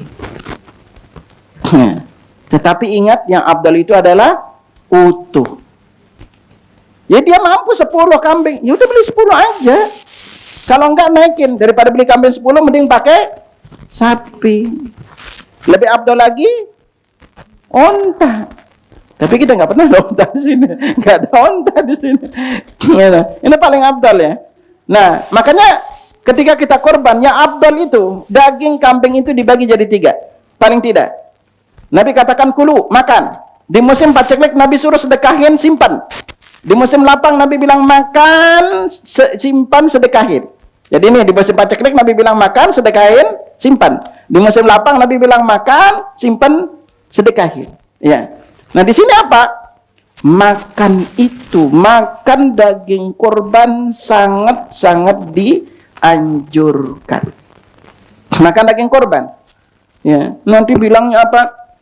Dan bagi pengkurban boleh minta bagian daging yang mana aja. Dipilih maunya. Kalau pengen semua, potong sendiri. Ini kan gampang gitu. Kalau pengen semua, potong sendiri gitu. Itu. Dan kalau udah dipotong siapapun boleh menerimanya. Muslim diutamakan. Kalau ada yang non muslim boleh menerimanya. Dan ana ingatkan, secara khusus Nabi tidak mencontohkan kita meniatkan hewan kurban ini atas nama yang meninggal dunia. Maka dari itu ketika meniatkan nanti hewan kurban, niatkan atas nama keluarga. Pak Ahmad, lalu niatkan Pak Ahmad dan keluarga. Lalu siapa keluarga Pak Ahmad? Anak, istri, saudara, adik kakak, ibu, ayah, ibu, kakek, nenek, itu dapat. Keluarga istri dapat enggak? Enggak. Karena tidak masuk dalam keluarganya. Tetapi kalau dia niatkan atas nama keluarga istri, maka dapat. Karena kalau seorang suami meniatkan dia punya 5 saudara, lalu setiap saudara ini niatkan atas nama keluarga, maka dia dapat pahalanya dari 5 orang ini. Ini niatkan atas nama keluarga, walaupun itu 1 kambing. Ya. Nah, makanya dari itu, lalu hewan korban ini, jamaah sekalian, kalau ada di antara bagian hewan kurban yang tidak bisa dimanfaatkan oleh orang lain, maka boleh dijual dengan cara diserahkan dulu ke fakir miskin atau yang menerimanya. Misalnya ada nih kepala atau kulit, nggak ada yang bisa ngelolanya, serahkan dulu ke fakir miskin baru bantu jualin. Tetapi kalau dia panitia, tidak boleh menjual bagian apapun oleh panitia, karena panitia itu hanya sebagai wakil perantara, bukan dia yang punya. Makanya kalau memang ada yang siap menerimanya, silahkan suruh bagi. Lalu Ustaz, gimana kasusnya itu kalau di antara hewan kurban ini kita langsung masak, Ustaz? Ingat, hewan kurban itu diberikan dalam kondisi mentah, bukan udah jadi. Berbeda dengan akikah. Kalau akikah sudah matang dikasih, itu ya hewan kurban. Jadi jangan dikasih udah matang. Berbeda, jadi panitia nggak boleh mengambil bagian dari hewan kurban itu dimakan bareng sesama panitia. Itu juga nggak boleh. Itu bagilah. Dan jangan pernah juga panitia itu memilih sendiri bagian yang enak-enak gitu loh. Dia nggak boleh ya. Gitu. Tetapi kalau misalnya ada di antara panitia atau itu karena mengelola, ingat semua biaya perawatan kambing sampai dipotong itu dikenakan kepada sahibul kurban. Ya. Kalau potong nanti patungan untuk potong sapi berapa itu dari patung. Biaya rumput lainnya itu makanya ditanggung oleh sahibul kurban. Adapun kalau di antara panitia karena banyak yang berkorban, lalu dia beli kambing, Ustadz gimana? Lalu tahu-tahu kita dapat fee dari pedagangnya, itu bisa mau jadiin sebagai operasional atau di untuk panitia, itu boleh. Tahu-tahu kita beli 10 kambing, Ustadz gratis 1. Gimana yang satunya? Ya mau dimakan bareng sama panitia, silahkan. Karena itu bukan bagian dari korban. Jamaah yang punya perusahaan tidak boleh meniatkan hewan kurban atas nama perusahaan. Nggak boleh. Ya, yang repot nanti yang punya non muslim perusahaannya. Nggak bisa. Maka caranya pilihlah dari karyawan itu 7 orang diniatkan atas nama dia. Lalu tahun berikutnya mungkin atas nama karyawan yang lainnya. Itu dilakukan. Ya, dan ingat sekali lagi pemotongan hewan kurban, waktu pemotongan yang dibatasi, dan sekali lagi yang paling afdal adalah tanggal 10 Zulhijjah. Berikutnya adalah hari-hari tasyriknya. Nah, dari sini jamaah sekalian, kita ingat sekilas dengan hari tasyrik dan apa amalan yang kita disunnahkan. Kalau di 10 hari pertama bulan Zulhijjah, maka sunnah-sunnahnya adalah diantaranya kita korban. Lalu berikutnya sholat Idul Adha.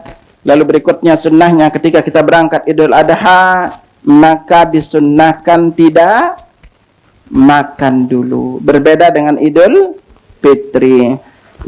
Kalau Idul Fitri kita disunnahkan makan dulu baru berangkat. Lalu kapan makannya Ustadz? Nanti makannya hewan kurban. Ya Ustadz kesiangan jadinya gitu. Udah keburu lapar gitu. Ya kalau gue lapar ya udah silakan. Kita soalnya nggak biasa, Boy. Kalau ibu belajarin di Arab atau di masa Nabi itu mereka motong sendiri-sendiri, Boy. cepat motong di rumah, lalu ke set itu langsung masak pagi. Nah kita nunggunya sampai sore nunggu sampai sore baru dapat itu dagingnya gitu. Dan Anda ingetin jemaah sekalian ya, tolong kalau kurban pastikan yang dimakan adalah hewan kurbannya.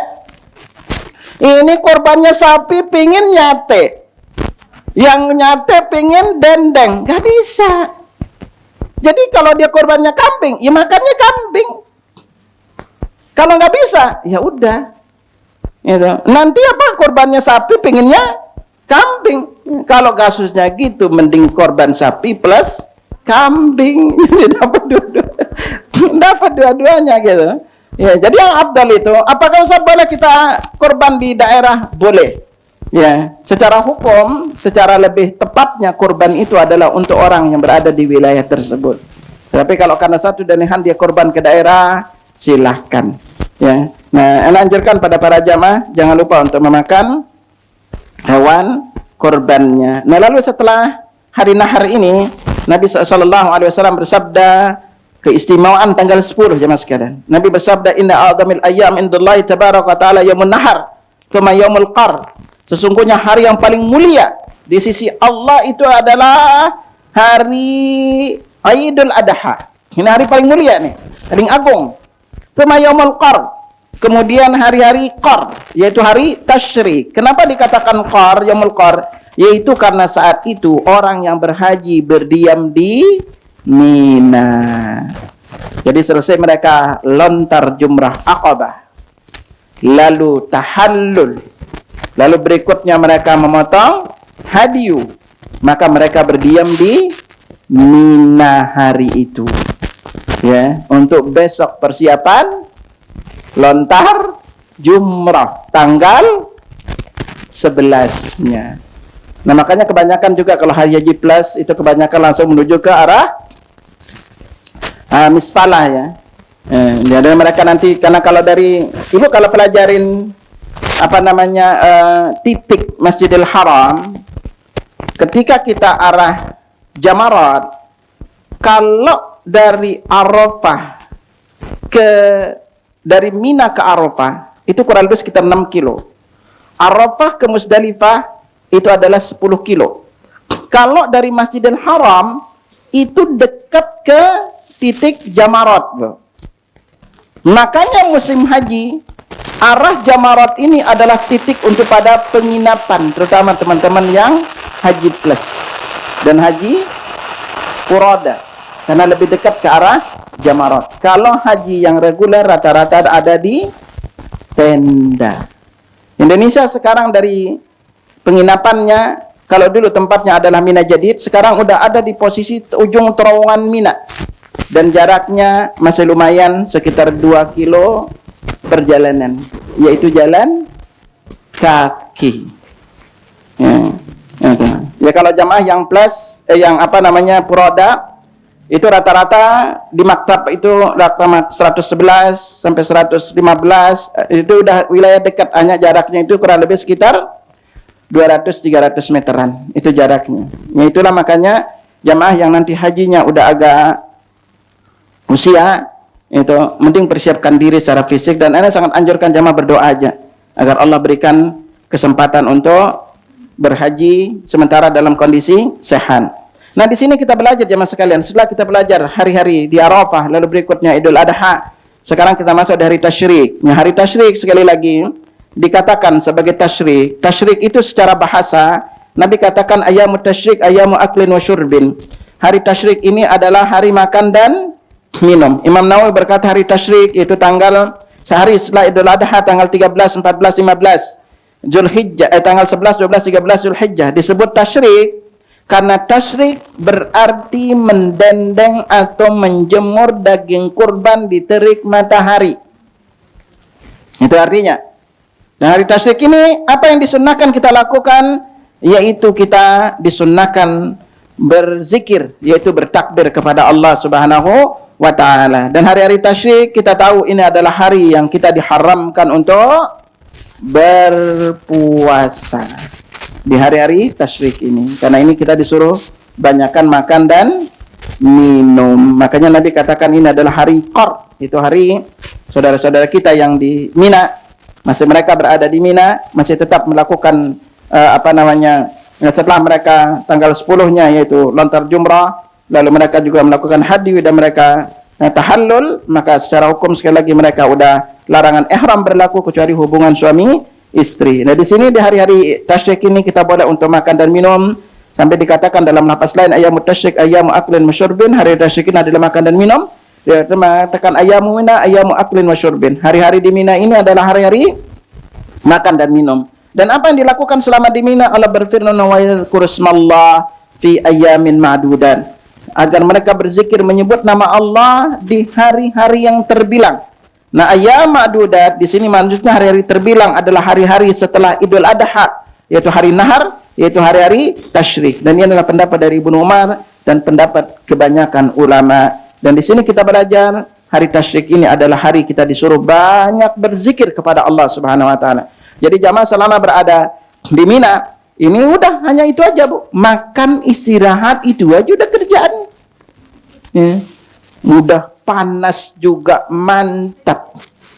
Sampai Haji Indonesia udah tenda dibuka, masih aja panas. Bayangin satu tenda panas diisi harusnya 60, diisi 150 orang. Ya. Gitu.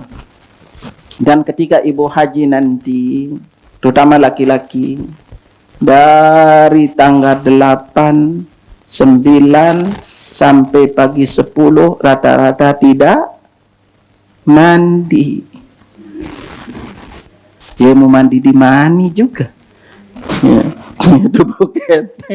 Makanya boleh memakai selama ihram, ingat di antara larangan-larangan ihram adalah menggunakan wangi-wangian. Makanya tanggal setelah itu udah tahallul. Makanya kalau udah tahallul ibu-ibu di tanggal 10-nya kan udah tahallul, maka boleh untuk memakai pakaian biasa nanti untuk lontar jumrah, ya. Lontar jumrah baik itu Aqabah Wusta di hari 11, 12, 13 ini, maka dia udah bebas bisa memakai pakaian biasa untuk melontar jumrah. Nah, apa yang kita lakukan sekali lagi di hari-hari ini yaitu kita berzikir kepada Allah, terutama bagi kita yang tidak yang berhaji, banyak-banyak berzikir. Fokus sudah ada berzikir. Nah, kita di Indonesia kebanyakan terutama kaum muslim yang tidak berhaji, lalu mereka menunaikan setelah salat, maka disunahkan di takbir yang sifatnya adalah muqayyad, yaitu selesai salat dia boleh untuk bertakbir. Dan boleh juga selama 3 hari ini kita memperbanyak bertakbir dan berzikir. Karena itulah Allah Subhanahu wa taala berfirman, "Fa idza qadaitum manasikakum",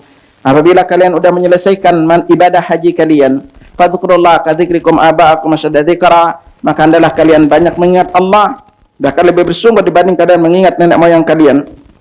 Faminan nas may yaqulu, di antara manusia ada yang berkata, Rabbana atina fid dunya wa ma lahu fil akhirati min khalaq.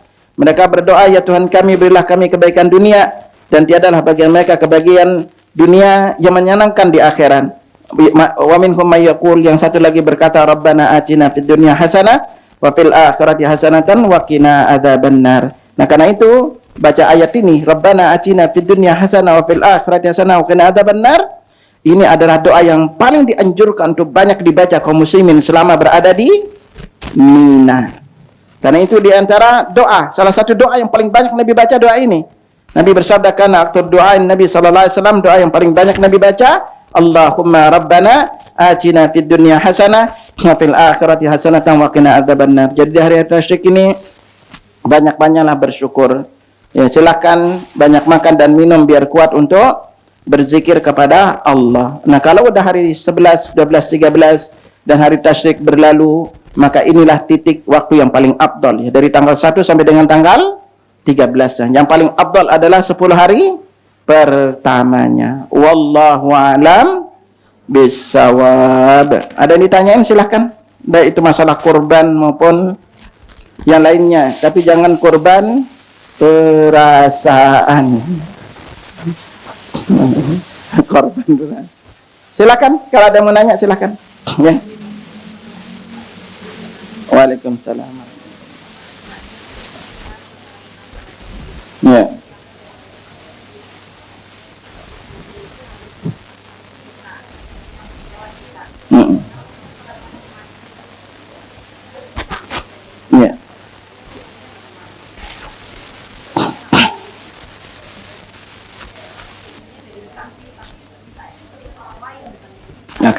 Oke, baik. Ya bismillah. Pengalaman kami juga sebagai panitia, rata-rata hewan kurban itu bagi pengkurban biasanya udah dipisahkan sendiri, Bu. Nah, misalnya maaf nih, sapi. Nah, dia dapat paha, biasanya udah dibagi-bagi, Bu. Anda nggak tahu kalau di tempat Ibu. Kalau kami itu sebagai panitia itu, biasanya maaf nih kambing, kita udah namain ini kambingnya siapa, kita ambilin satu paha kita kasih. Kalau sapi biasanya nanti mungkin dapat paha dipotong sama atas nama yang berkurban.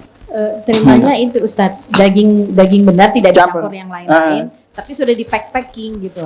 Nah makanya gitu. Yang bagus itu panitia itu ketika memberikan untuk pengkurban itu berbeda dengan yang dibagikan secara umum. Ya.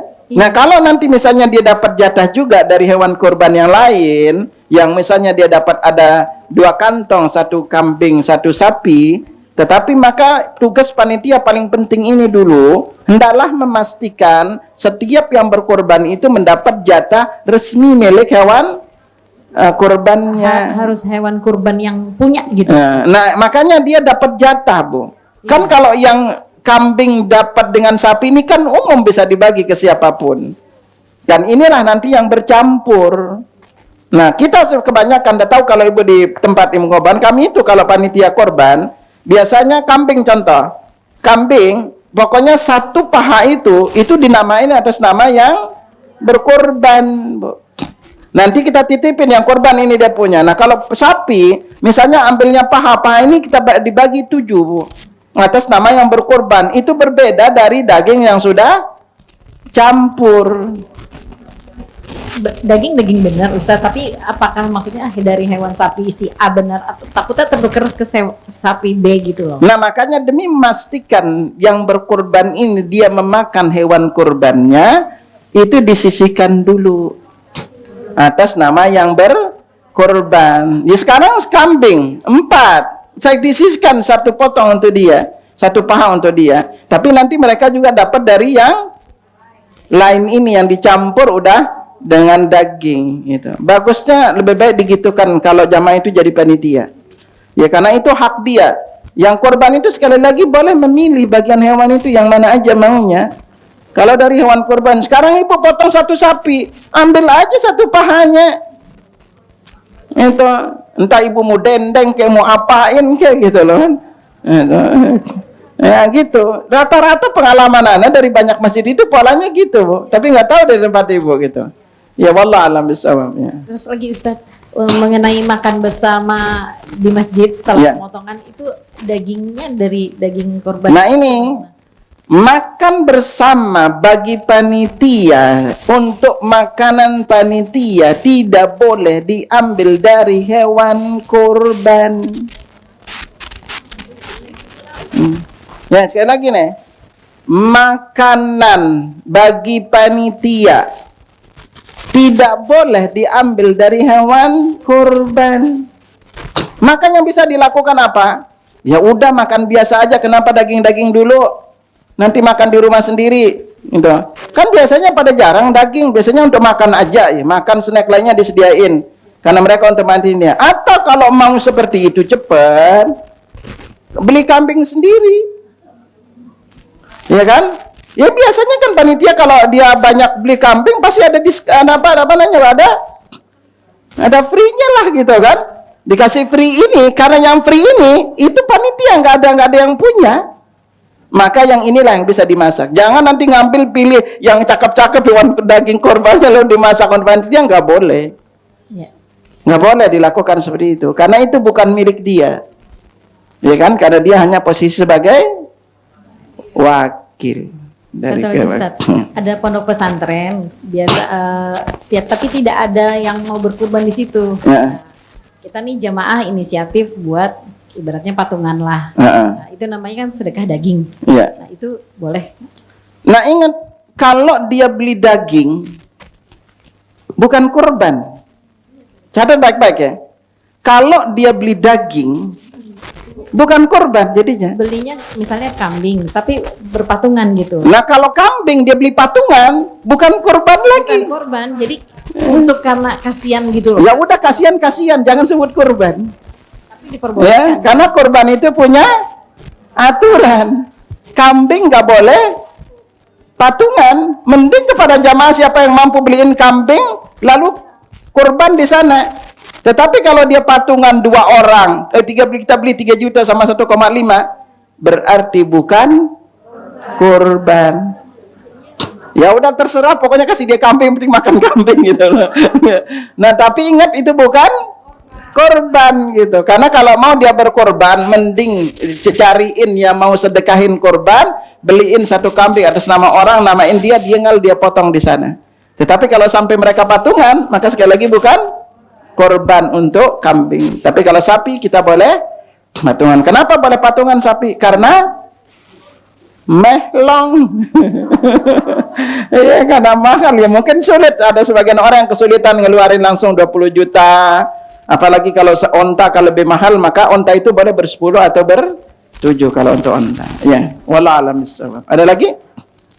Silakan. Ini ibu-ibu aja yang bertanya, Bapak nggak ada nih. Nah, silakan. Iya. Beda. Iya. Ya, bismillah, ikhwatal iman. Ketika terjadi perbedaan Arafah antara Mekah dan Madinah, salah satu di antara terjadi perbedaan pendapat, apakah Arafah itu terkait dengan tempat atau terkait dengan waktu? Ini pertanyaannya. Di sini jadi perbedaan. Kalau mereka yang mengatakan tempat, berarti puasa Arafah harus mengikuti wukuf di Arafah. Dan perlu antum ingat baik-baik, akhi. Kalau kita berpegang dengan pendapat ini, bahwa wukuf di Arafah patokan puasa Arafah, Anda tanya kepada antum, mulai kapan kita tahu Saudi itu wukuf di Arafah? Mulai kapan? Woi. Mulai kapan kita mulai tahu tuh, oh Saudi wukuf tanggal ini? Mulai kapan? Hah? Ya Allah, mulai kapan, Bu? Iya, ibu mulai tahu tuh. Sekarang wukuf Arafah ini wukuf di Arafah. Mulai kapan kita mulai tahu? Zamannya, waktunya kapan? Oh, dari sekolah. Sekarang saya tanya ibu, siapa yang bapaknya haji tahun 70-an? Angkat kaki. Angkat tangan ya. Angkat. Hah? Siapa yang haji bapaknya tahun 70-an? Tuh, Bu. Yang haji dari dulu di zaman Nabi, perlu ibu ingat, zaman Nabi aja wukuf Madinah dengan Bapak Madinah dengan Mekah bisa terjadi perbedaan. Karena untuk dari Mekah, kaum muslimin Mekah yang melihat hilal sendiri, lalu akan beritahukan saudaranya Madinah, ini perjalanan waktu ke sana. Dan kita ingat baik-baik, kita baru tahu Indonesia Saudi wukuf hanya setelah ada internet. Benar apa enggak? Maaf, bapak saya haji tahun 70-an, Bu. Beliau berangkat haji, udah pasrah. Mau balik, alhamdulillah, nggak balik. Ya udah. Oh, kita di sana kita nggak tahu apa-apa gitu kan. Siapa yang haji bapaknya tahun 70-an? Pelong. Oh, sebulan berangkat, sebulan sono, balik sebulan. Nah, ini jadi ini. Makanya yang terjadi apa? Di antara perkara masalah menentukan tanggal 1 Zulhijjah, itu terjadi namanya ikhtilaful matali'. Kita melihat hilal ini beda-beda. Ya kan? Dari dulu kaum muslimin itu ibadah sendiri-sendiri. Setiap daerahnya. Kita nggak tahu kapan Saudi itu dulu wukufnya kapan. Oh, kita juga nggak tahu gitu loh kan? Gitu. Melain itu apa? Nah, disinilah makanya mereka yang berpendapat bahwa mengatakan kalau sekarang gampang kita tahu kan? Dulu enggak. Nah, ini makan terjadi perbedaan. Apakah Saudi itu ketika wukuf kita harus puasa Arafah atau kita ini berbicara masalah waktu? Karena memang melihat penanggalan ini berbeda-beda di setiap wilayah masing-masing. Nah, ini diantara terjadi penyebab terjadinya perbedaan. Makanya anjurannya ikut wilayah masing-masing gitu. Wallahu a'lam bishawab. Ada lagi? Silakan, Ibu. Siapa duluan tuh, Ibu aja yang belakang, kasihan. Ya. Ada itunya. Mana?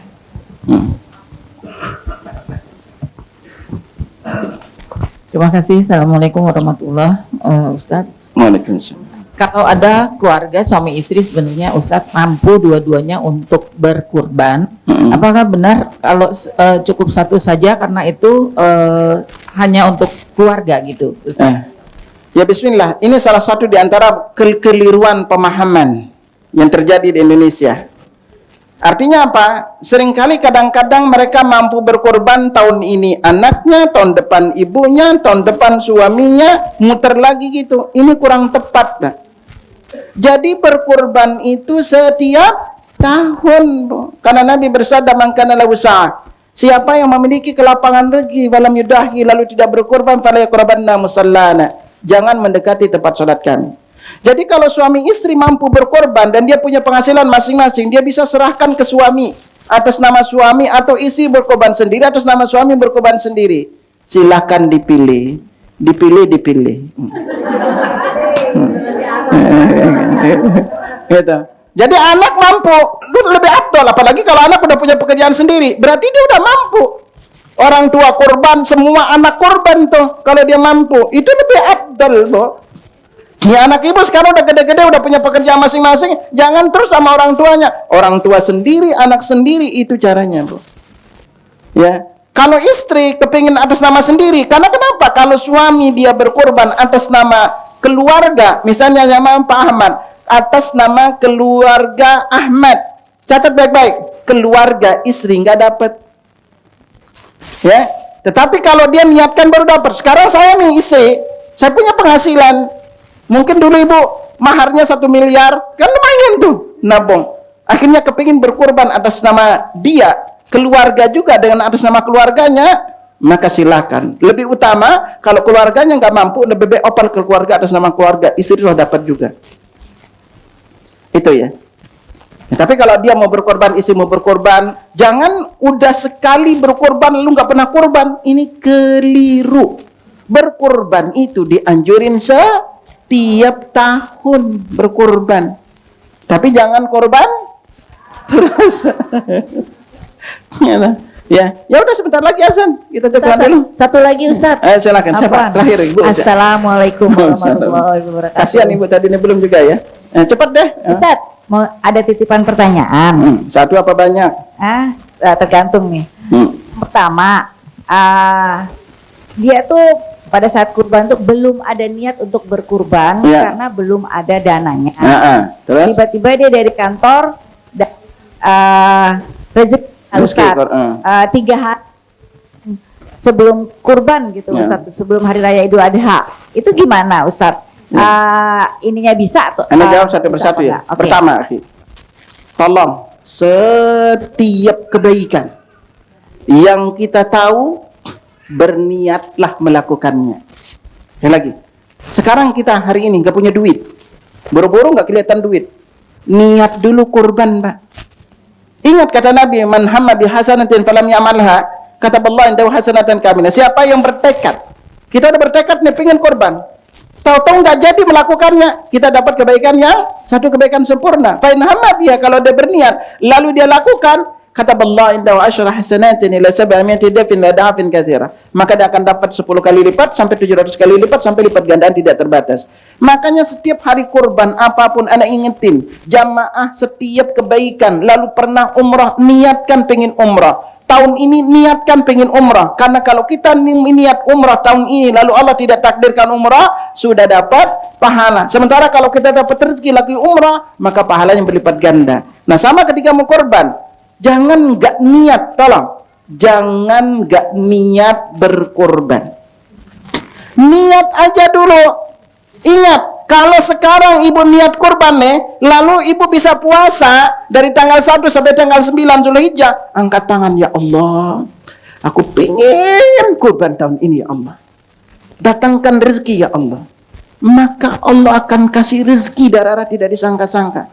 Siapa tahu teman ibu yang udah lama nggak bayar utang tuh bayar utang, ya kan? Itu namanya rezeki, nggak disangka-sangka. Makanya jangan nggak pernah niat aja. Siapa tahu nanti tahu-tahu apa, dapat proyek, tender, yang udah lama nggak gol-gol karena ibu udah tahu nih duit lagi bokek pingin kurban, niatnya Allah ganti. Tahu-tahu apa? Ibu cerita pingin kurban, udah lihat hidupnya susah gitu, ada yang ngasih uang, Pak. Jadi niat, tolong apapun antum mau puasa, tahu Senin Kamis niat aja puasa, bertekad niatnya. Kalau enggak udah dapat pahala. Betul. Pak Ustadz, satu lagi dong nanya. Assalamualaikum warahmatullahi wabarakatuh. Waalaikumsalam. Pak Ustadz, kalau berkurban, tapi kita titipin ke daerah pencil dan kita nggak bisa nyaksiin pada saat kurban dan sebagian yang hak kita serahin, terserah deh, bagiin aja ke orang yang membutuhkan, itu gimana, Pak? Tidak mengapa, Bu. Lebih bagusnya di sono ibu kurban, sini korban. Itu paling abdal. Ya. Itu kalau ada ibu lakukan dua-duanya ini, makanya yang paling utama. Dah ibu, kasihan yang satu. Ya.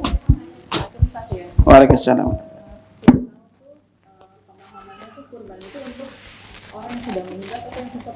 Ya. Bismillah, Bu. Contoh dari Nabi SAW, istri beliau udah meninggal duluan, Khadijah radhiyallahu anha, dan beliau pernah berkorban 40 ekor unta. Kita tidak dapat riwayat beliau mengkhususkan niat atas nama yang meninggal. Makanya ketika kita niatkan atas nama keluarga, Bu, itu semua dapat yang hidup maupun yang mati. Makanya kecuali kalau dia nazar, misalnya dia bernazar pengen kurban lalu keburu meninggal dunia, maka keluarganya silakan berkorban bersamanya. Tapi mengkhususkan korban atas nama yang meninggal dunia, itu tidak kita dapatkan contohnya dari Nabi sallallahu alaihi wasallam. Ya wallahu alam bisawab. Subhanakallahumma wa bihamdika asyhadu an la ilaha illa anta astaghfiruka wa atubu ilaik. Assalamualaikum warahmatullahi wabarakatuh. Dukung Al-Hujjah untuk punya tempat dakwah. Salurkan wakaf lahan melalui Bank Syariah Indonesia.